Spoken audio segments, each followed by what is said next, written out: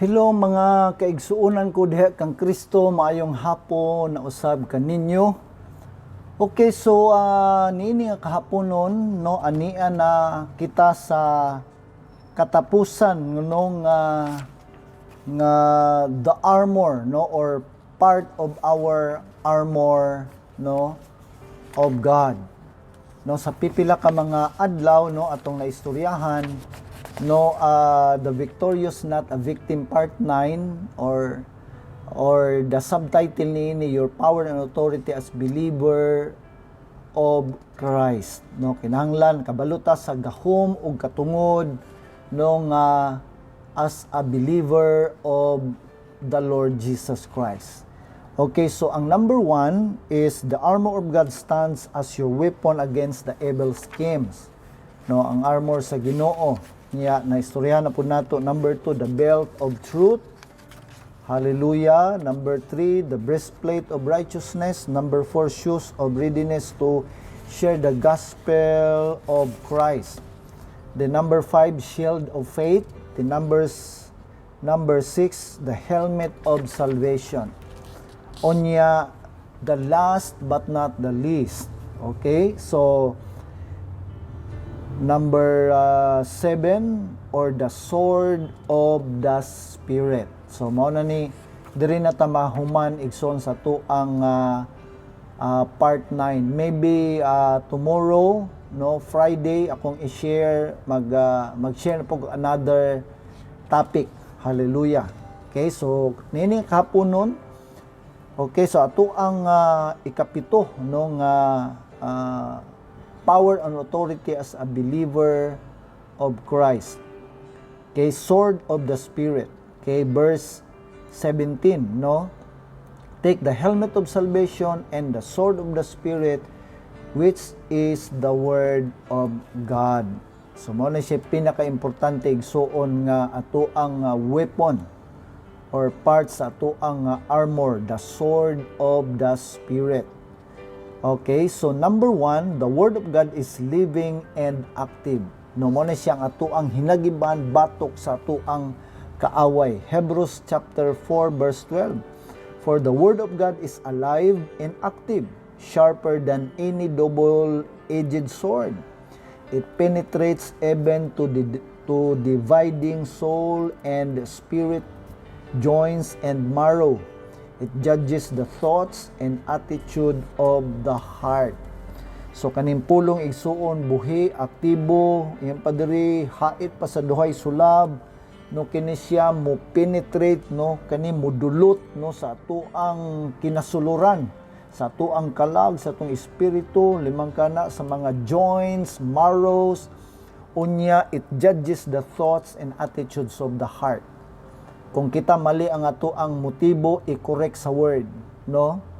Sometimes pag makadungog ta nga i-correct ta through the word, murag sakit, but tungod kay ang pulong sa Ginoo, no, hait pa sa espada nga duhay sulab. Ingon ana ang power sa iyang word. Okay. If you are living with the Word of God, it stands as your sword against all enemies.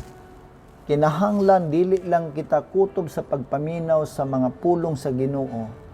Atuan ni siyang ikinabuhi no diri sa ato ang kinabuhi. Aron kini siya mahimo natong sword, mahimo natong espada no batok sa ato ang mga kaaway. Di ba gani atong na-remember katong si Jesus nag-fasting siya og 40 days and 40 nights? Di ba unsay gigamit ni Satan no to deceive? Ihaon tang i-deceive si Jesus. Ingon siya nga kung ikaw anak sa Dios, ambak diha kay salong kasi mo mga anghel. Pero ningon si Jesus, for it is written, no? Ingon siya nga it is written, no? Ayaw tintala ang imuhang Ginoo. So meaning si Jesus gamit po siya scripture. So kaning word of God mo na siya ato ang mahimong hinagiban batok sa atong kaaway. Kung istoryahan ta niyang bakat no atong ma-counter no by the word of God. So kung mingon siya wa ka gipasaylo sa Ginoo makasasala kang dako. No. It is written. no, nga ang ako ang sala gibayra ni Jesus. Okay? Ang ako ang Ginoo is faithful and just to forgive, no, manay giingon niya sa iyang word. Okay? So kinahanglan mahimo na to na siyang sword of the spirit batok sa tuang kaaway. Okay, and you will use the word of God to demolish strongholds and to set people free from the bondages of the enemy. Okay, so kaning word of God pwede po ni siya maka-deliver sa usa ka tawo, no, gikan sa mga gapos sa kaaway sa iyahang kinabuhi. Hallelujah. The word of God will also sharpen your mind to deal the intellectuals. Mihon pa diri nga ang pulong sa Ginoo mao ni siya mopahait sa tuang salabutan, no, aron kita atong mabatukan ang mga kani mga intellectual, kani mga bright ba, mga pilosopo, no, atong mabatukan pinaagi sa word ni God.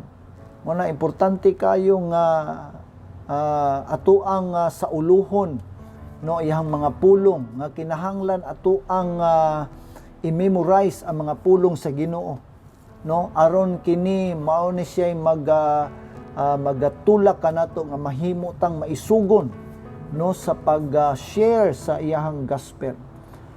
Hallelujah. Then number 2, the word of God correct the behaviors of man. Ang pulong sa Ginoo iyahang badlungon, no, ang behavior, ang batasan sa usa ka tawo, no, ang word of God. Because the word of God penetrates to the soul and spirit. No, nga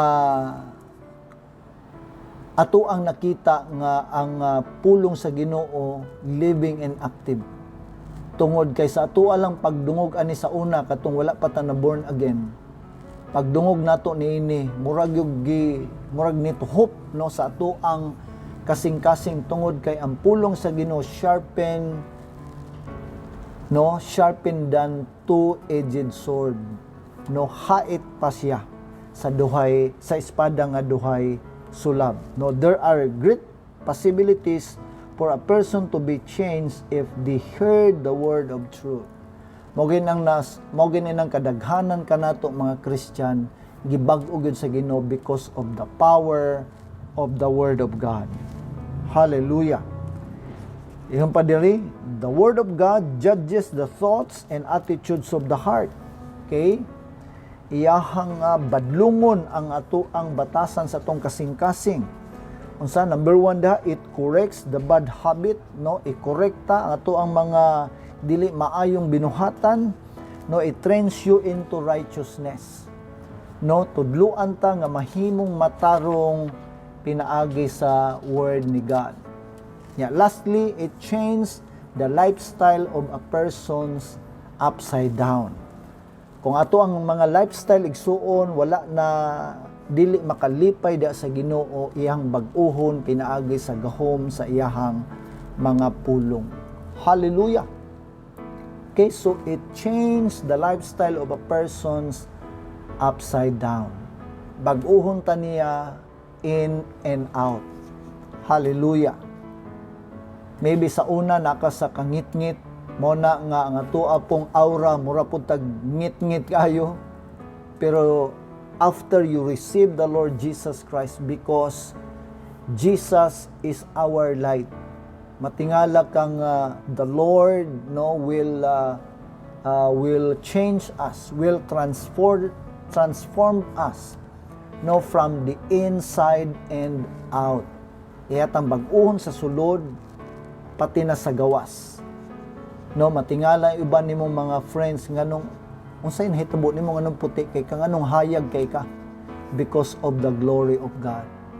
No, usbon ta niya sa sulod og sa gawas. Amen? Hallelujah. So kinahanglan nga ato ang suoton ang full armor of God. Okay, the full armor of God is to protect you from the attacks of the enemy. It guards your head as well your whole body from being in danger for the possible attacks of the enemy.